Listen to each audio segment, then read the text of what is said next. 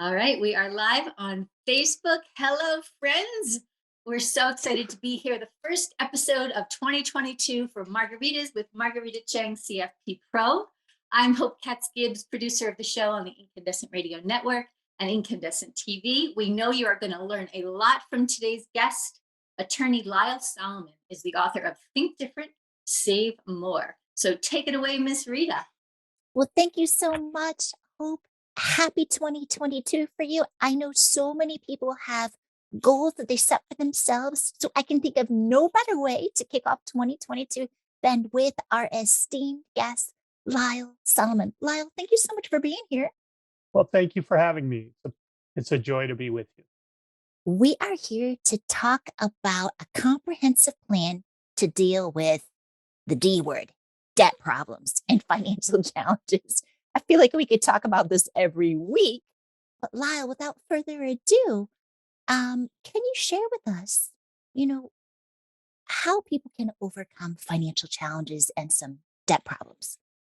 Certainly. I think the number one thing that we have to be aware of, or the number one challenge for people in trying to resolve debt, is not too many people don't seem to know what their debt actually is, who they owe and what they owe. And so, my first advice to people is to be honest with yourself about where you stand financially. Uh, who do you owe money to? Do you can is it is there a feasible plan? Can you come up with a feasible plan to pay that money back?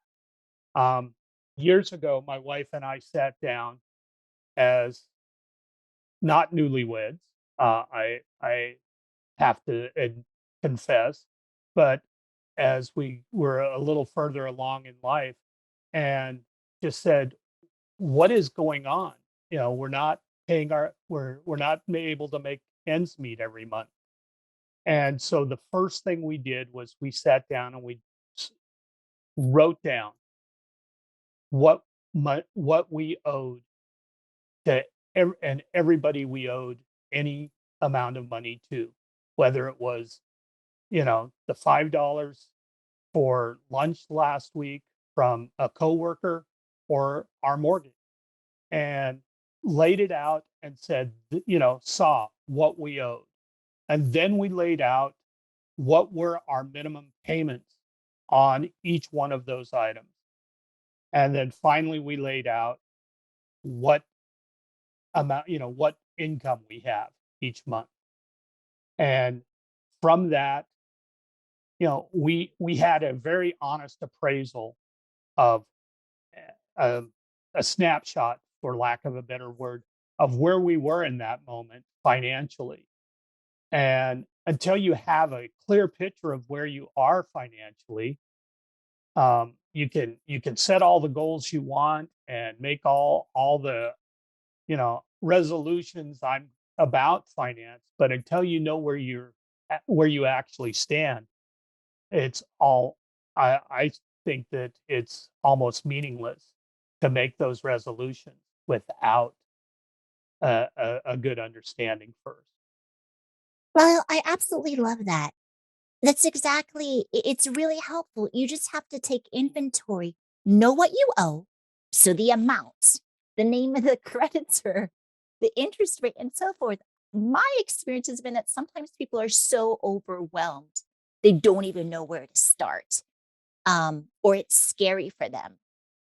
What helped you get into this line of work with debt resolution? Well, um, I spent about 15 years on the other side, representing creditors. And so, in representing creditors, I was um, the least popular guy in the room, because when I walked into a room with somebody, they knew I was there to try and get money from them. I'm the attorney who would show up in court and ask the court to give my client a judgment against an individual or a business for monies owed. And so I saw and have seen every circumstance or I believe I've seen just about every circumstance for somebody who owes money. And so in doing that, I came into contact with several individuals and companies that wanted to talk about debt resolution and how they could work from the other side, especially with my knowledge of the laws that govern as well as the tactics utilized by different creditors. And so it just evolved into that of trying to work with others and working with myself in that regard. Thank you for that. What so I know that sometimes once people get out of debt, they want to stay out of debt. I know that's so obvious, but sometimes people have a hard time breaking that cycle. What do you think prevents people from staying out of debt? Well, I'll tell you right now, what I see is a lot of people with unrealistic expectations. And let me give you an example of that. My wife and I had been married 25 years before we were able to buy our first home. And we didn't do it on our own. I was recently reviewing some documents and I see a co-signer there and I see a letter about a personal loan there. Um, so, but we waited and worked until we were in a position to buy that first home, and we were and still we had to have help. Today, I see. I was just talking with a young man who's turning 18 very soon, and one of the first things he said to me was, "I can't wait to be a homeowner." And looked at him and I said, "So how are you going to do that?" "Well, I just want to own a home." And it's a very unrealistic expectation on his part. And I think that that's some of what happens with individuals um, today. And it's not just today, it's been forever that they have unrealistic expectations of being able to acquire things. Um, you know, I have a very good friend who said to me that the best budgeting tool he ever took on was he got himself a little spiral notebook on a challenge from somebody. I can't remember who challenged him to it, but he wrote down in that notebook every single cent he spent for a month.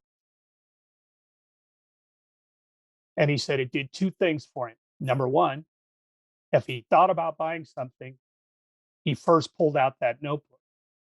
And that made him think a second time about, do I need this? Do I want this? Do I really, am I really going to buy this? The second part of it was he then had a record that he reviewed at the end of that first month, and he could see where his money had gone. And it changed his attitude completely about spending money. And it became, and I think that's a large part of it. You know, there's a Starbucks on every corner, not because Starbucks loves building Starbucks. Right. There's a Starbucks on every corner because people are willing to walk in and spend, $4 or $5 for a cup of coffee. And you know, and that's great. I have no problem with Starbucks or any other, or most other businesses. But the reality is, I know people who can't afford a Starbucks cup of coffee, yet they go buy one every single day. And if they just thought about it and took a hard look at it, they would see that, if they bought a coffee maker and made it at home in a month, they would have saved enough from those Starbucks cups to have more than paid for the coffee maker and the coffee and still have a coffee maker to use the next month. and then they start saving money. Um, it's small things like that is where most people need to start. Well, before we started to record, you said something about common sense, but the problem is people don't have common sense. Would you like to expand upon that for viewers and listeners about common sense these days? Just isn't that common? So, what are some common sense strategies to help people deal with debt? Well, again, let's go back to my friend and his notebook. Think about, you too many times and I'm as guilty as anybody else. We buy things on impulse. Hey, I'm walking through the store and they've got a new TV on special, and gee, that looks much better than my TV at home. I ought to get that. You know, well, that's a great idea, but the common sense thing to do is to take a take a moment and stop and ask yourself, number one, do I need a new TV? Number two, can I afford a new TV? And if number three, what's going to happen with my old, is my old TV really worn out that I need to replace it?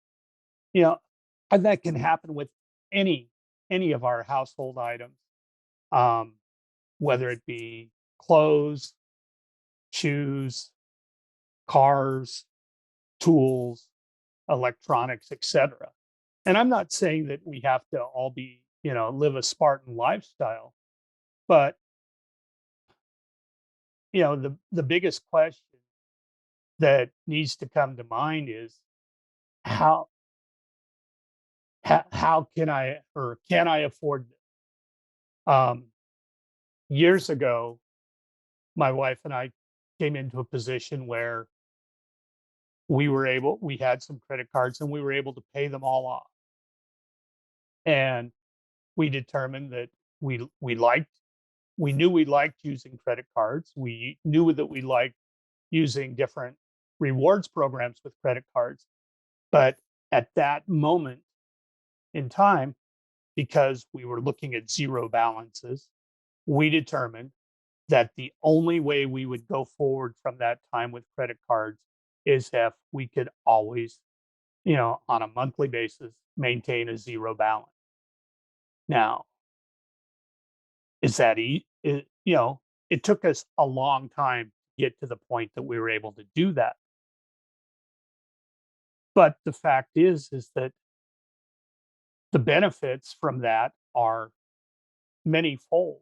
The first being we're not paying interest on that money that we spend every month.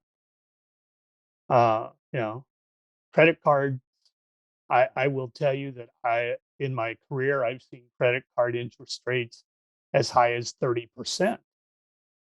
I know it's And criminal. uh, 28.96. I just saw it. oh yeah. So if you have even $100 balance on there, you're paying almost $30 on that $100 is interest alone. You know, um, I can't find I would be very hard pressed to find a single stock on the stock market today that would pay me 30% off my investment.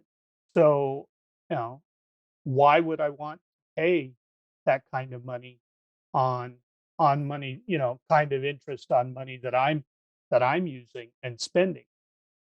So it's common sense things to me are you need to know what you're, make sure that you're spending on what you need and what you can afford.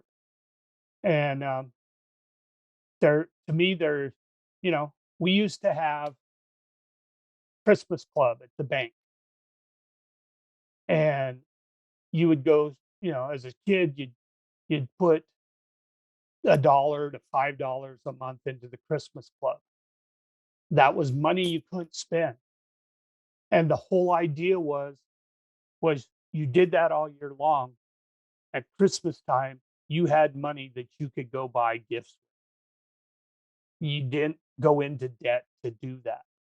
And I think that is something that is number one, not taught widely to young people and to old people alike, but it's also something that is to those who have been taught it, not practiced as well.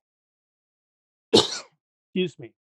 Thank you for that. No, I tell people, listen, I'm not Grinch and I'm not Scrooge, but I don't want you to have a holiday hangover. What that means is I don't want you to be still paying for your holiday presents Oh yeah. during the 4th of July. No, no, and that's just it, is that there are two major causes of for individuals to file bankruptcy in the United States today. And the first, unfortunately, is medical bills. And but the second is uncontrolled credit card or other consumer debt. Those are the two things. I remember years ago walking into a court hearing with a woman about trying to collect on one of her credit cards. And the reason it's memorable is she said to the judge, though, but judge, my 15 other credit card companies are all working with me and accepting lower payments. These people just are unreasonable. And the judge and I both just were, uh, looked at each other and shook our heads because why could,